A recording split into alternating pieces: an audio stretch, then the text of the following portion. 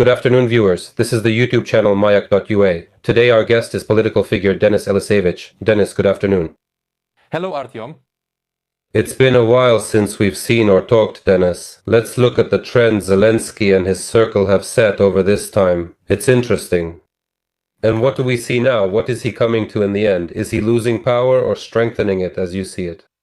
About a year ago, I predicted that the Trump administration in the US would strip away his power layer by layer. Everyone wants things to explode quickly and immediately, but according to the reports from American intelligence agencies, that's not necessary. They started stripping his power away layer by layer. And now the process has reached, let's say, Yermak.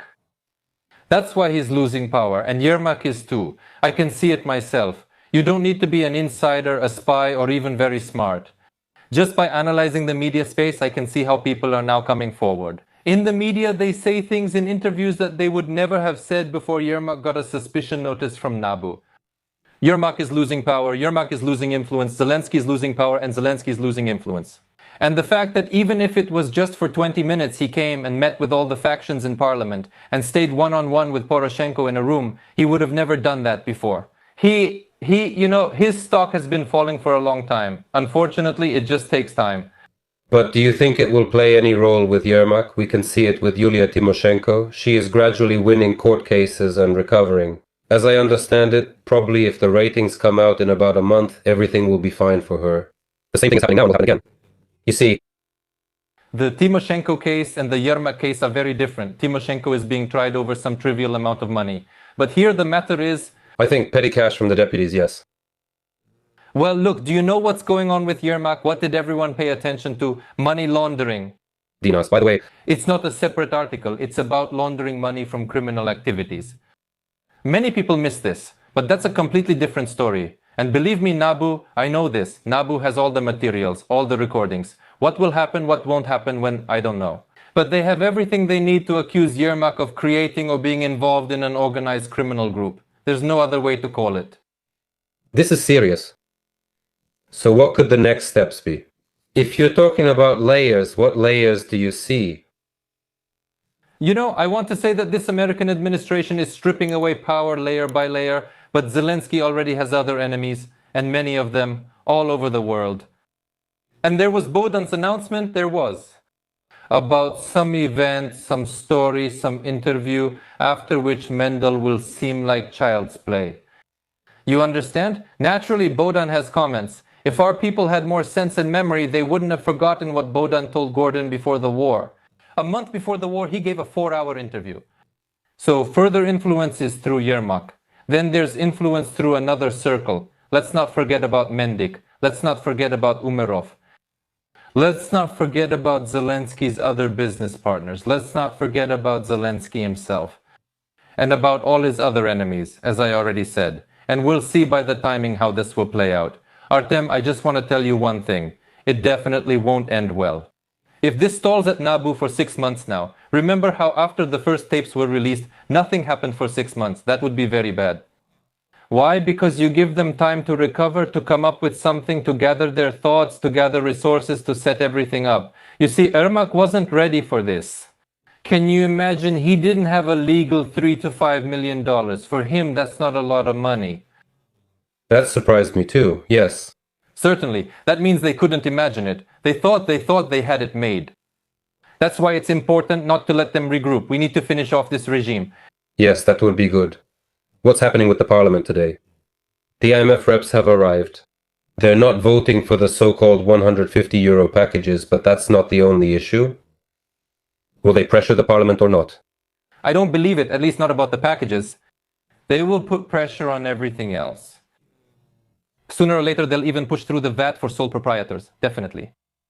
I want to take this chance to address your viewers. Please pay attention. We're dealing with the IMF, and we worked with them for years, even before the war. Back then, we were happy. All the ministers would congratulate themselves for securing a €1 or €2 billion IMF loan. And the IMF always asks, raise utility rates, raise taxes, increase fiscal pressure on people. In other words, make people's lives worse. Have you ever asked yourself why the IMF never said to cut expenses? Cut government spending, which is so inflated in Ukraine. That's what Javier Milei did first in Argentina. And that brings your budget into surplus. then you have room to maneuver. In any case, your country will improve, no matter what, regardless of anything. Why didn't they do that? Why do we have such high inflation? It's also due to high government spending. Why don't they care? I'll tell you right now. Because the IMF is not interested in your well-being or Ukraine's success. It's a bank. They need to lend you money as long as you have collateral. And there's a lot of state property in Ukraine. And that's not in our interest. That's not in our interest. Yes, we need to and can work with the IMF. Take money for the transition period of reforms, for some infrastructure projects. That's all fine. But to borrow, Artyom, just to pay off previous debt or to burn it on war, that's just nonsense. Absolute nonsense. You see, it's a road to nowhere, but I have a clear parallel from my youth. Yes, when that association was being heavily advertised around the time of Arseny Yatsenyuk. It's not that we thought it was good, we were made to believe it was good. The same parallel for me is the IMF, the loan. We were told to be happy about it. They don't let you speak, they don't let you argue or challenge it in any way. It's just impossible. Do you remember Yatsenyuk always said that reforms mean people will have to tighten their belts? So for them, reforms mean that people have to tighten their belts. But why the people? Why not government officials, not the state apparatus? Let's clean up the state apparatus. Let's clean up 70% of it. Why should it always be the people who have to tighten their belts? Why not the government officials, not the state apparatus? Let's clean up the state apparatus, fire 70% of them, and at least cut government spending in half. At least by 30 to 40%. That's a huge amount of money. That's tens of billions of dollars. Even in pre-war times. And why don't we do this? Because that's their source of income. For Yatsenyuk and those like him, that's their source of income. They see the budget as theirs. They consider it theirs. They have one goal, to come up with a scheme, to get a share in the scheme so they can take the money out, to make money under some pretext, to steal this money. Make money is the wrong word, to steal this money. And people need to understand this clearly. Well, actually, we can see now, even in the photos from Vyshyvanka Day, Arseny Yatsenyuk with his team, he's becoming more active, so it looks like he'll be back in the picture again.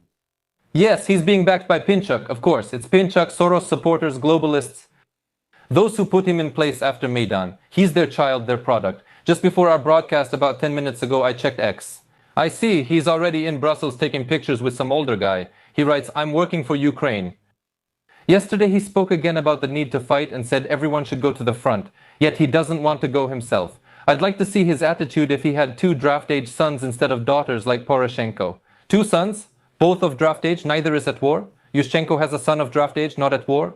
Maybe even grandkids of that age by now, I don't know. Why is that? Well, but Yushchenko tells us that Bandera needs to be reburied, that the war needs to go on. We need this, we need that. But what did you do when people put their trust in you? Nothing. You were busy with bees.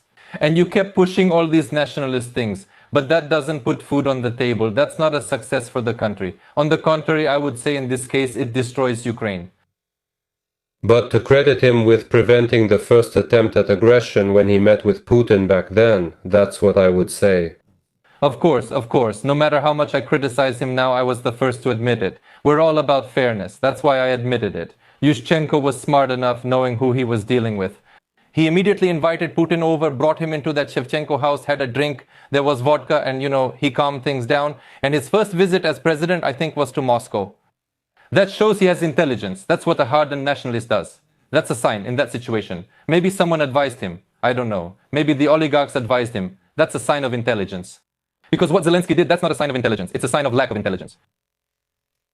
What he's doing... Yes, we only heard that he would go anywhere and get down on his knees. Yes, I wanted to ask you about pensions for a moment. So, yes, this week there was news that a Ukrainian almost has to complete a quest just to expect a pension at the end of their working career.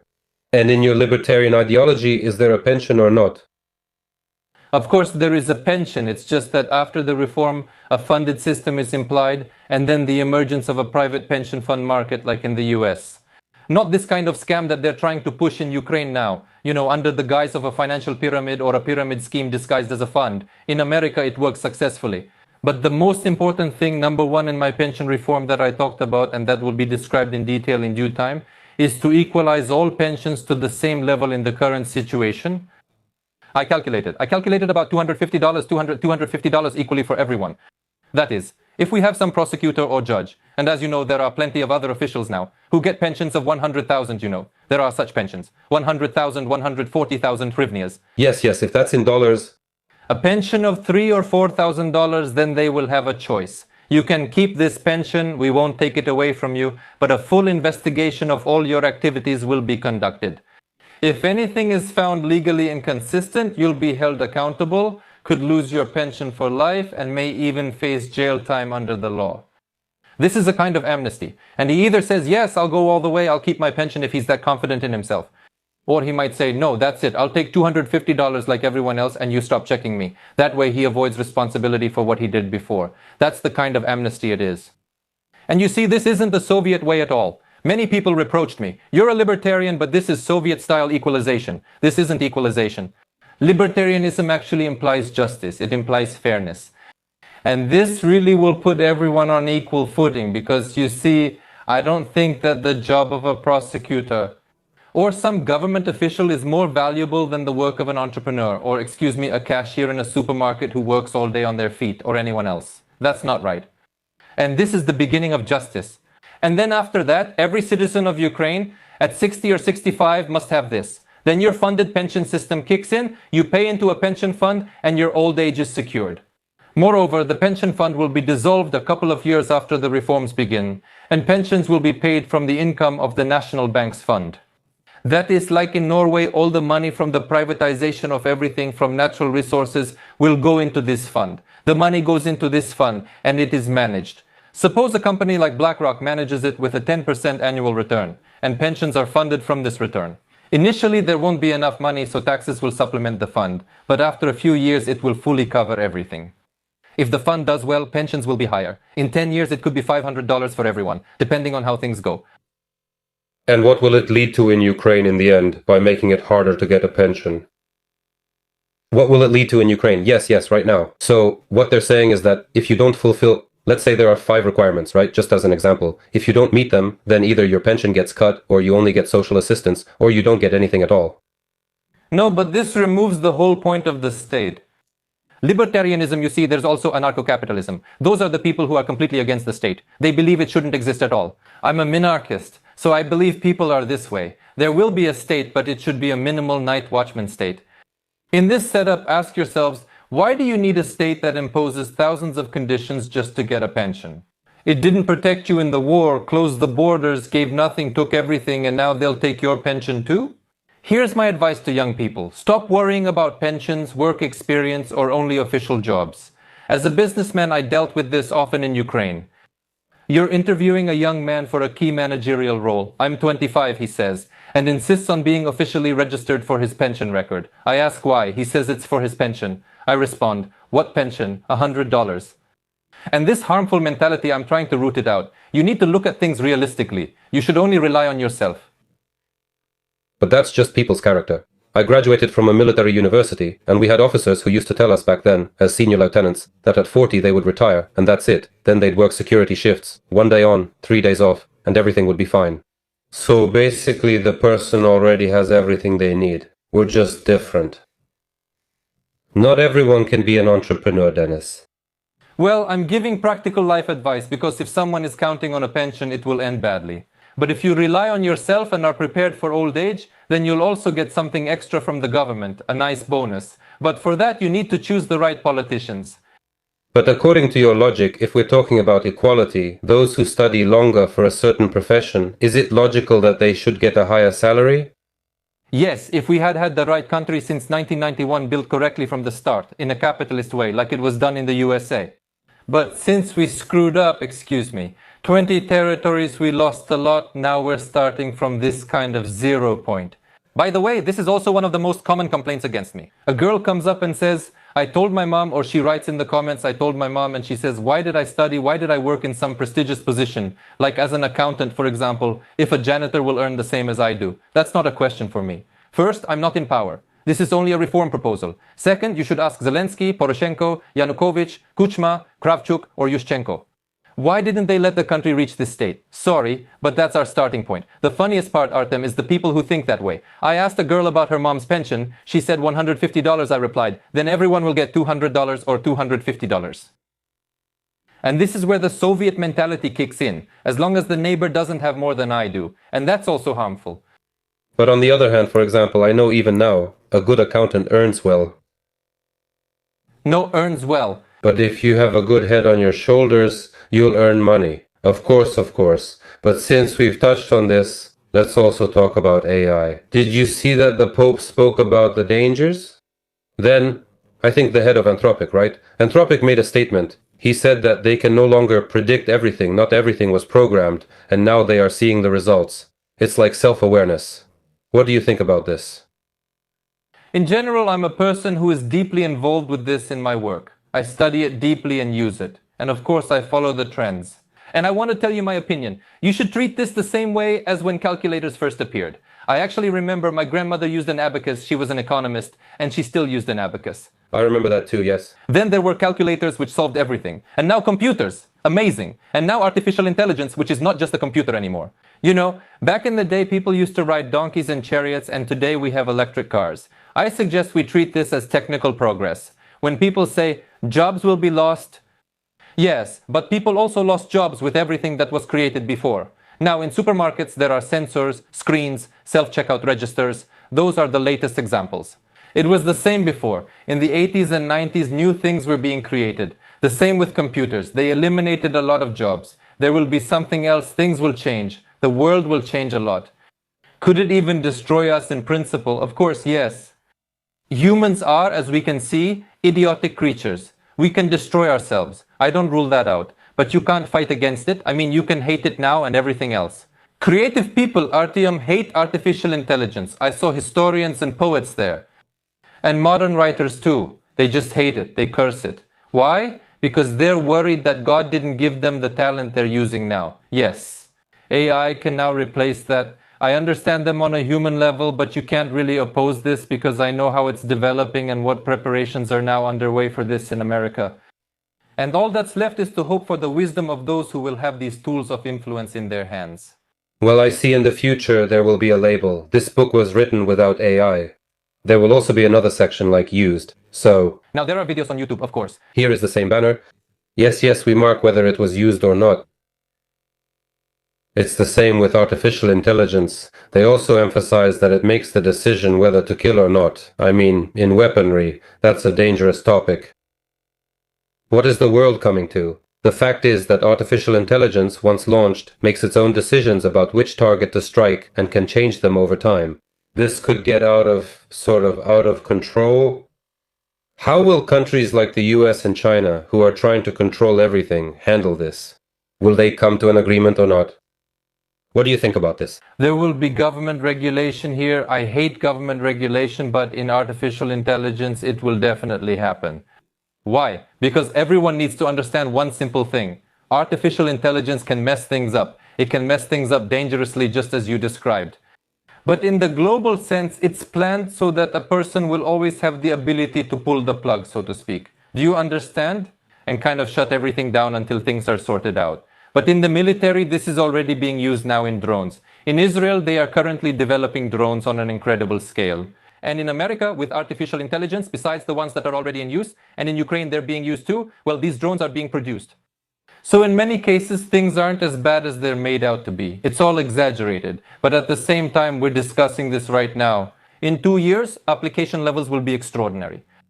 Yes, as Silicon Valley says, every day they have something new. Every day everything changes for them. I follow some bloggers there. I still want to go back a bit to the office of the president, to our Ukrainian politics.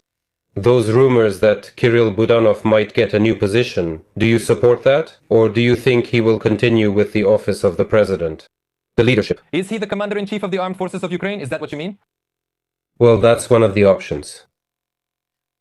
You know, it just makes me laugh now when they move these beds around. But they moved the main intelligence directorate around, swapped places with counterintelligence, Budanov to the presidential office, Shmihal somewhere else, Umerov over there. Now they want to swap them again. But again, these are just rumors. But I know about the complicated relationship between Zelensky and Budanov. But how much truth there is to it, you know, I'm not even interested in discussing it because it won't affect anything. It just won't affect anything. In my opinion, I agree with you as well. These reshuffles just give us something to think about, that it's all one team. It doesn't change anything. It's one team within the system. I'm not saying, you see, it's a mistake to think that Budanov is Zelensky's man or something like that. The whole idea that he's backed by the US and that they're rivals is fake. That's fake. On Budanov being the US candidate, he calls it a myth launched at the right time. I didn't refute it because I was helping Budanov, hoping he'd be more persistent and end the war. As I see it, at first he started actively. Then, I don't know what role, or rather I do know what role Arakamia played here, but not completely. Moving beds around in a brothel is pointless. You already know what to do and who should be replaced. But people are focused on this. These political commentators will keep chewing on it. Don't waste your time on this at all because the war needs to be ended. Who will end the war? Zelensky, Budanov, Arakamiya, someone else, whoever it is, I'll just say well done. Then elections and building a new Ukraine. Everything else just leads to destruction as we see in practice. Every year, the consequences for people worsen, becoming more catastrophic. Artem, many overlook this. The infrastructure and deaths are terrible. Those who survived, their mental state, their physical health condition. That's what's frightening. The situation is dire. I know the statistics. People change, that's a fact. Just talking to those in Ukraine, it's obvious. My city is not far from Kupiansk. Before that, there were occasional strikes, rarely. Now they're happening more and more often. So, I conclude that the summer campaign is becoming more aggressive. And my small town, it's a district center with a population of 30,000. There were literally 7 to 10 strikes there, and the city, that's it. Unfortunately, that's it. No matter how you look at it, it's happening. We're losing. But there still isn't that geopolitical force that wants the war to end. We need the war to end. But we don't see that. Trump needs this, but you understand, it's not something Trump desperately needs, like something he loses sleep over and keeps thinking about. No. That was just declared. It's false that Trump benefits from the war. Another question is, let's look at it from the other side. Is the war not beneficial to the United States? If you say it's not beneficial not to Trump, but to the United States, you wouldn't say that. Why? Because Russia is still being weakened, and Russia is a partner. The United States' goal is still to separate Russia from China so that this alliance doesn't function fully. From a geopolitical perspective, they believe the war in Ukraine should end. Let me explain how the Trump administration and Trump personally think. If one madman and another madman are ready to burn their own people for personal disputes and making money, well, of course, we'll interfere with you, but not to the point where I put myself on the line or suffer any losses. That's how Trump is acting right now. So he made some kind of deal with Putin, he promised something to Zelensky, and as you can see, Zelensky is absolutely not satisfied with this. People need to realize what's at stake right now.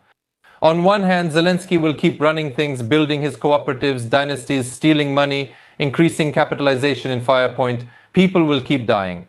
They'll claim major victories at the front and say we're at a turning point. Just 4 more months and we'll turn things around, and Russia will collapse tomorrow.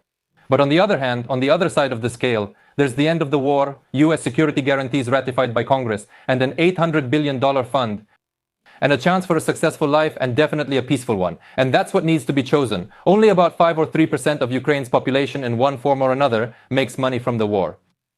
But what about everyone else? That's the question. Are Romanian rescuers saving everyone else at the border? Well, unfortunately not everyone, only those who took the risk, and we don't know all the numbers regarding the dead. Only 75 have been officially announced here. Actually, the count there runs into the thousands. And in general, AWOL cases are classified again, everything continues, losses are all kept secret, nothing changes. Thank you. Nearly 1 million people, about 700,000 to 800,000. That's a terrifying number. I'd also like to discuss mobilization, which we mentioned briefly. Yes. Obviously, Fedorov's reform will only make this stricter. Budanov also logically confirmed that, well, Mom, the war is necessary, it's ongoing. Everyone says change is needed and something must be done, but nothing happens. I can't even watch the videos, let alone expect women to watch them, when they just drag a man across the asphalt. It's just unbearable to even watch.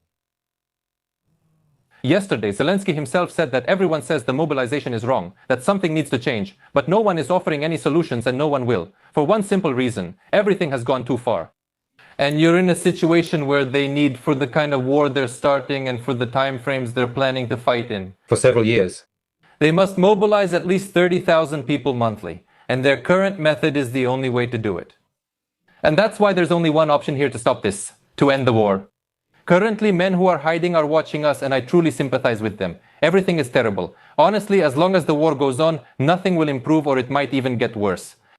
That means the mobilization won't get any lighter, not even a bit. It will stay just like this. They also have an even stronger legal lever. They could go for full-blown legal abuse like blocking bank accounts. Those kinds of things. In short, trying to ruin a person's life. They call it digital mobilization. Yes, digital mobilization. That's it. That's going to be the whole reform. So the question here is not even about that anymore. The war needs to be ended. Well, there doesn't seem to be a way out. So Palantir arrives in Ukraine. It's clear that we're a testing ground for research, for trying out new weapons. Turns out, well, everyone needs this. Everyone benefits from it. Trying to find or simulate something like this in a normal country is impossible. Well, you just answered your own question. If Palantir or someone else comes in and imposes something, or if it's somehow profitable for them, then who's the bad guy in this situation? People are just doing business. We weren't really concerned about the experiments that were conducted in Syria or Afghanistan or somewhere else. We're just living our own lives. Of course, it's a pity for the people there, but we go on with our lives. That's how the whole world works. You see, Artyom, experiments are conducted on those who allow it. Dictatorships are created in countries where the people allowed it. So in the end, what happens is what the head of state allowed. If the head of state intended to avoid war, instead of comparing who has the bigger ego, then maybe we would have avoided it. Or at worst, it would have ended up as some kind of anti-terrorist operation. But I didn't see that desire. I saw bold statements. Even though Putin is the aggressor he attacked, he's a scoundrel. I can repeat and emphasize all of this to you once again. It's true. But we need to ask a different question. Can we influence Putin? You and I can't. We're not citizens of Russia. And this is our country. We need to ask our president, did you do everything to prevent war? The answer is no. Did you do all you could to stop it? No. These are the questions we need to think about and ask. And to wrap up this Ukrainian segment, it turns out, how do you make the strong do something? You can't. Does that mean Ukraine can't become strong now without someone else's willingness? No way. Thank you. Ukraine can't force anyone now, nor do we need to. This propaganda has convinced us we must impose things on others. No, I mean, they're telling us to fight. Europe says, keep fighting another 2 or 3 years, but if we were strong, we could refuse. Thank you. They wouldn't be able to force us. The war wouldn't have happened, of course, and we would have been independent. There are the US, you know. If we were in a situation like under Biden, I'm analyzing this in hindsight now, I realized that no one actually tried to end the war. No one tried. It's not that they tried and failed, they just didn't try. Not a single reasonable proposal or attempt at peace negotiations under Biden. So, they gave Zelensky security guarantees and weapons, and that's it. Just weapons and money, then move on. You're the king, do whatever you want, just keep fighting. No one did anything. Now Europeans claim they're excluded from negotiations. But where were you during the 3 years before Trump? The war's been ongoing for 3 years. Here's my point. President Trump is in office now. Opinions about him vary, and many like to interfere in US internal matters. He's offering peace. Does he have leverage? Yes. Is it a good peace? Actually, no, but there are no other options left today. That's how a realistic adult thinks. Yes, it's bad. Yes, it's a territorial compromise. But again, what kind of territorial compromise are we talking about? You know, 99% of people just live in fakes, in dogmas. They were told we need to give Putin the Donbas, but that's false. That's not true. We need to leave Donbas. What's being discussed? Leaving Donbas, and Donbas will be in a format similar to territories under UN protectorate, not countries, but territories. They called it Donny Land, remember? Huh? They named it Donny Land about 2 weeks ago. Well, yeah, that's another idiocy they leaked to the press. But it's under international protectorate and under temporary international administration. A corridor lets people go freely to Russia or Ukraine. Well, and accordingly, a security guarantee, because there is a presence there, of course. Of course. Not a very serious guarantee. Why does November become such a stumbling block for us? Zelensky's comment about the hot phase is strange, right? November, the hot phase could be over. It's not clear at all. He didn't explain what that would mean or how it would happen. The US elections are on November 4th. All of this up until November 4th, I think, a week before she is in the US. So all of this is happening in November. What do you think? Could anything change drastically in the world? Thank you. There are only two options. Either Zelensky said something random, as they've set dates before, or they're following some guidance. I realized this from Beletsky's statement. Beletsky said today or yesterday that the next 4 months of the war are decisive because there's been a turning point at the front, and basically for the next 4 months we're going to be pushing Russia back for real. And so they've probably convinced themselves that for the next 4 months there will be intense shelling of Russia. Of course, they prefer not to talk about the shelling of Ukraine, about what awaits Ukraine and its people in this situation. So we're going to push hard, and then Putin will wave a white flag and say, that's it, I surrender. Well, knowing Putin and what kind of person he is, and I realized a long time ago that he's an enemy, I understood this when I was about 13 or 14, unlike many others, these people are probably expecting Putin to say, guys, you know, I was wrong. Did you notice this when you were 13 or 14? What? Who did you see back then when you were 13 or 14? And it was on Savik Schuster's talk show. When we had those pro-Russian people working here, I remember the regionals, those Kolesnichenkos, basically, that one, Yefremov, that whole crowd. They were sitting there and they were saying that we should basically keep our heads down, that we should bow down to Russia and do whatever it says. That's when I realized there would be a war. Either war or something like the Belarus scenario, something like that. And I was surprised at that time, of course, I was just a teenager, but I wondered why the others in the studio were just sitting there and not saying anything about it. So what am I saying? There was no need to provoke a war. We should have been building a strong state so that this wouldn't happen, especially if you already know that these are FSB agents and that's what their plans are. Where were the great special services? Why are we digging so far back, 20 years ago or even 25? We had all sorts of people in parliament in Kiev. Where were those special services that today break into homes over an internet post? And he used to go around Kiev threatening everyone with his security detail and congratulating Putin on his birthday. These guys used to go to the Kremlin together to get instructions. They took photos openly. Where were all of you? Yeah, makes sense. Let's move on to the US. I'm curious, for Trump in November, does progress or victory make any significant difference? We've all heard and grown used to the idea that Trump is losing and things will change. Is this fatal for Trump, in quotes of course, or not? No, this isn't fatal for Trump. I always answer these questions right away. Remember before the presidential elections, people were saying the same things. That's it. Trump is finished. He's not a contender. It's MAGA. They have nothing. Everyone supports the Democrats. First Biden, then Kamala. I was the only one with a different opinion, and look how it ended up. Now I'm telling these people not to get comfortable. If the Democrats win, things won't be as rosy as they're told. The Republicans have a lot of aces up their sleeve, and the American political system is also a system of checks and balances. But you know who is happy and who wants this? Those who want to continue the war and make money from it. That's it, nothing more. And as for what happened yesterday or the day before with Joe Biden, Trump went after him. There was some kind of leak, as I understand it, an interview, some secret information came out. He keeps going after Joe Biden, never missing a chance to jab at him. Is this just a matter of character, or is it legally important as well? No, I think here it's more about a personal sense of justice. Trump would never have done this if his social media hadn't been shut down before the previous elections. Can you imagine when you have tens of millions of followers, you're running an election campaign in the most important country in the world, and they just shut down your social media? That's when I realized something had gone wrong. When they did that, it was no longer the America it was 15 years ago. I understood that these people were definitely bad. And then the war in Ukraine happened. A sign of silent agreement, or maybe even some kind of support, like go ahead. So, well, I mean the globalists, the Democratic Party, because there was a summit in Geneva before the war in Ukraine, Biden met with Putin. But imagine if Trump met with Putin and Putin said he planned to attack Ukraine. Obviously, Trump wouldn't have just stood by and watched. And then, well, Ukraine, you have 3 days. Remember how Biden's people were saying? You have 3 days, guys. Now these kulabas are running around giving interviews saying that Biden hugged me like a father in an office at the White House and said, son, hang in there. You have 3 days. They were burying us. That's what he's telling now. Get the shovels ready. Yes. Get the shovels ready. That's your whole answer to that question. And a tax amnesty for the whole family? Can you elaborate on what that is? For the Trump family. Trump, I mean. Well, look, Trump has, I don't know, probably dozens of lawsuits, court cases, and all sorts of other things going on at the same time. They tried, it's an unprecedented case, they tried to dig something up on him to find something, they're harassing him, they have been harassing him, basically. Of course, they made mistakes, and that's the beauty of the American court system and democracy, including the fact that you can make deals like that. And Trump could have sued them, if I'm not mistaken, for $10 billion.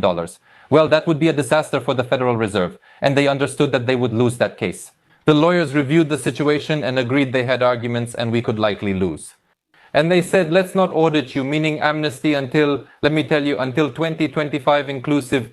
That is, everything that started from 2026 or up to and including 2024. That applies to past years, not future events.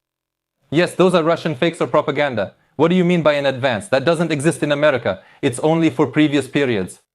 But it's still cool, especially if it also covers these bets on rising oil and crypto through 2025. That's also a plus for Trump. Look, all this hype is being stirred up, that there are insiders. Of course, there are such insiders. But in America, whether you know it or not, senators and congressmen buy and sell stocks. And you can find on the internet, especially with the help of artificial intelligence, there are special paid services that show you exactly what American politicians are buying and selling. Nancy Pelosi, a well-known Democrat, who officially earned a couple of $1 million in her entire life, her official salary, but she and her husband have a fortune close to $300 million. Because she knows something, buys in advance, and gets rich from it. But nobody talks about that. They say Trump is bad. Trump comes from a family of entrepreneurs. When you have such a large-scale business, any entrepreneur always wants to pay less taxes. Sometimes you walk a fine line and so on. They were born here. They know this system. They are big players. And of course, that's normal for business. It's just that if it wasn't Trump, no one else would tell you about it like this. Trump took credit for it, but no one informed you. That Musk paid so much in taxes that the IRS couldn't calculate it for 3 years. Can you imagine? He filed a report, I think, for 2024. They can't even calculate 2023 for several years. That means they haven't even processed it. There are errors. Overpaid, underpaid. They'll tell you Musk is bad. Are they still using abacuses there, Dennis? Yeah, tell me about it. What do you think? The Middle East, the Strait of Hormuz, how will it end?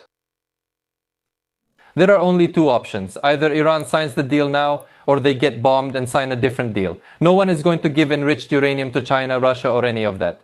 No one will let aggressive totalitarian countries get their hands on Iran. It must either be destroyed or end up in the hands of the US. And to finish, two topics that are a bit more worldly, so to speak. UFO disclosure. Is it reality or just hype to stir people up? It's reality. Well, if you're just asking me as a private individual, Who is in the US? Who is closer to sort of UFOs? To UFOs, yes. To the source. I don't want to discuss any specific video because, you know, some people believe, some don't. No, I don't mean the video. I'm referring to the reports about the alleged disappearance of 10 or 11 people who were investigating this. You might be reading the US press. I studied this question before. Do I believe in UFOs? I do believe in UFOs. I think they didn't want to talk about it because it would be a big blow to religions. Immediately a big blow to religions. And a whole chain collapses because of this. I think it's connected to that. But also, the information that's coming in now suggests that Trump will probably announce something more official about this in the summer. He might even say there's extraterrestrial life or something similar. But I'm telling you honestly, even many years ago, I always said that in my lifetime I would really like for us to make contact with a UFO. I want to witness that. I'm interested in it. I don't know. And what's your opinion about whether it exists and how it's connected to religion? Many science fiction writers discuss this in their books. This topic is always being talked about. Maybe it really does exist. Recently there was an interview with Chichvarkin and Varlamov. I'm not sure if you've seen it. I watched it. You'll be surprised I saw the interview. Yes, I like to follow people. I remember him from when he created a phone empire. Since then, I've often watched his interviews. I also followed the phenomenon of Cherne, Yevgeny Chernyakov. Purely economically, like the growth of the brand, the development of the company. And the idea is that capital is leaving London. It's natural for capital to seek out more favorable places. But there may come a time in the world, with the military-industrial complex growing and scaring us with wars, when capital like this will have nowhere to go. And the rules of the game will completely change. No, that can't happen. That's how the economy, the system, and people work. Still, sooner or later, a few people in the world will show up, slam their fists on the table and say, this can't go on any longer. But there will always be wars. That's how people are. There will always be wars in one form or another. I see where you're going with this. It's just that I need to keep track of it. And I knew before about Britain scrapping that whole thing. Basically, the introduction of global taxation. Wherever you earn money, you also pay taxes in Britain. That's a big blow since there was once a loophole. In America, it's been this way for a long time. So I pay taxes on international income, Chichvarkin said. That they chose to do it as in America. Why is that? Yes. Yes. But as they say, there's a catch. One small detail. In America, there's economic freedom. In America, there's capitalism. But there, it's socialism. And you know, even with all that, according to Chichvarkin and other examples, I know that it's still much easier to do business in Britain than in Ukraine, for example. But what these leftists are doing, I mean, just imagine, this is the simplest example. They basically just drove out people with money. He talks about it everywhere. People buy cheaper wine, less at restaurants, real estate, and the Brawl market is under construction. It's already easier there. Brawl is being built less. Orders are down. So who did you help? That's the problem with all the leftists and all the people who don't understand that money will go where it's profitable. Just look at Dubai. They shelled it and there were hits. Who would have thought Dubai? Everything returned to normal. Why? Because it's profitable. 5% tax and you're free. And there's no financial monitoring. So you bring in all the money you have and nobody checks you. And what do they do there? The most basic kind of money laundering. They buy real estate, then sell it, and now you have completely clean money for the whole world. And thousands of other ways, which I don't want to talk about on air, are used there. That's why Ukraine should follow this path. Financial monitoring is essential today. It's required. The lightest touch version possible. Europe intervenes saying, that's not how we operate. Goodbye. We're with America. And we have VAT and you too? No, we'll have a sales tax like in America. Then we won't give you money. Don't give it. They won't give it for a year, but after that, they'll offer it eagerly. Meanwhile, we'll work with America. But it's always better. Well, just to wrap up for sure, I think I read on your Telegram channel, Denis Yelisevich, that he won't be re-elected in Argentina. Mile, because even based on the fact that statistically things have gotten better, the reform is better, but he won't win other elections. I think it was you who said that, or not. I definitely couldn't have written that because Somewhere else, I apologize. Yes, I also read that somewhere else, in other places, especially those that are funded by Russia, which has been proven by Argentine intelligence services. So the ratings show that he is winning. Go to Polymarket, see for yourself. Go to Polymarket and you'll see. He is winning. Polymarket almost never fails, in 99 out of 99 cases. He is winning there by a wide margin. By a wide margin. Another question is, will there be difficulties? Of course, yes. When you take away freebies from those who are used to them, in such a huge country like Argentina, it's a huge, enormous country, then it will be tough and you'll face challenges. Every reformer does. Many will be unhappy with you, especially those who benefited from corruption. Can you name a few steps he implemented successfully? Look, go ahead and check the inflation that was before Milei. It was measured in tens of thousands of percent per year. Now it's still there, but it's measured in the hundreds. So, from tens of thousands to hundreds of percent. Second, as I said, there's a huge budget surplus. That is, the country is spending less than it earns. It creates profit, adding to gold and foreign currency reserves. With profit, you can reduce taxes. He handed over many enterprises for privatization, many including the railroad, the airline. Now, this issue is being addressed because there's bureaucracy there too. Then all sorts of reforms, even those that concern everyday life, like real estate market regulation. It used to be heavily regulated. Currency regulation. Even now it's inconvenient there. But this is the problem with armchair libertarians, as I call them, who have read a lot of books and think that you come in and everything becomes easy in a second. No, it's much more complicated there.